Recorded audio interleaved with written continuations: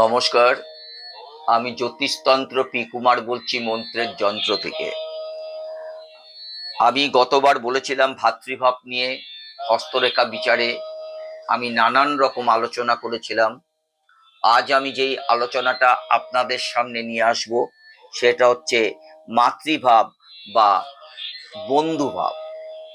এই মন্ত্রের যন্ত্রের এই অজানা কথাগুলো যেগুলো জানলে আপনারা শিখতে পারবেন, আর যারা জানেন না তাদের যদি আপনারা সাবস্ক্রাইব, শেয়ার এবং লাইক করেন, যারা জানেন না তারা কিন্তু এই মন্ত্রের যন্ত্র থেকে কিন্তু সব নতুনত্ব অভিজ্ঞতা এবং শিক্ষা লাভ করতে পারে। সেই কারণে এটা সাবস্ক্রাইব, শেয়ার এবং লাইক করবেন। আজ আমি হস্তরেখা বিচারে আরম্ভ করছি মাতৃভাব বা বন্ধুভাব। যেসব জাতকের, আবার বলছি, যেসব জাতকের কনিষ্ঠ আঙুলের তৃতীয় পর্ব থেকে,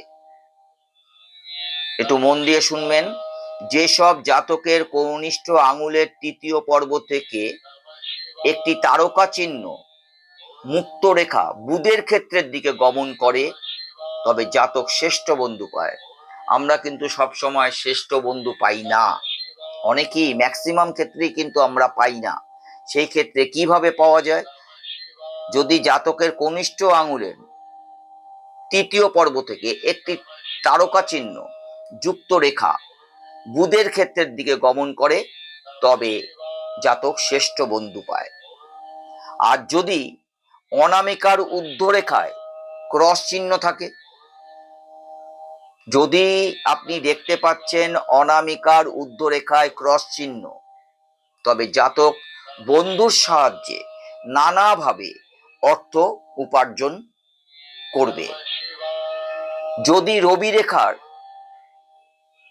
রবি রেখায় তারকা চিহ্ন থাকে, তাহলে কি হতে পারে? যদি রবি রেখায় তারকা চিহ্ন থাকে, জাতক শুভানুধ্যায়ীদের সাহায্যে অর্থ উপার্জন করে থাকে। যাদের বৃদ্ধাঙ্গুলির গোড়ায় দুটি রেখা থাকে, তবে সেই জাতকের বহু উচ্চ শিক্ষিত সৎ বন্ধু লাভ হয়ে থাকে। ভাগ্যরেখায়, ধরুন আপনি যেই হাতটা দেখছেন তার মধ্যে ভাগ্যরেখায় ক্রস চিহ্ন একটা রয়েছে, তাহলে কি হতে পারে? তাহলে কিন্তু বন্ধু বিয়োগ হতে পারে।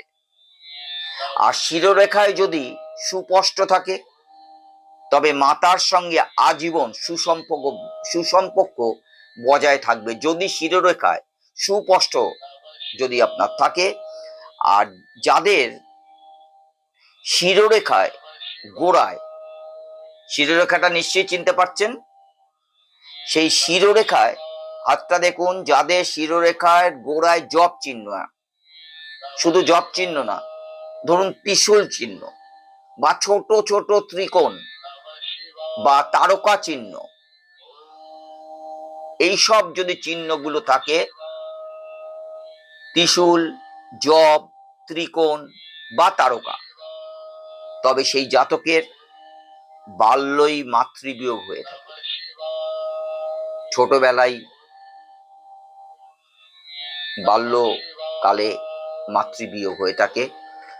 আর বৃদ্ধাঙ্গুলির প্রথম পর্ব এবং মধ্যমার প্রথম পর্ব, আমি আবার বলছি, আপনার বৃদ্ধ আঙ্গুলি আপনি দেখুন, আপনার বৃদ্ধাঙ্গুলের প্রথম পর্ব এবং মধ্যমা পর্ব, প্রথম পর্ব স্পষ্ট হলে মাতৃস্নেহ লাভ হয়। আমি পরবর্তীকালে আমি হস্তরেখা বিচারে আমি বিদ্যাভাব নিয়ে আমি আলোচনা করব। নমস্কার।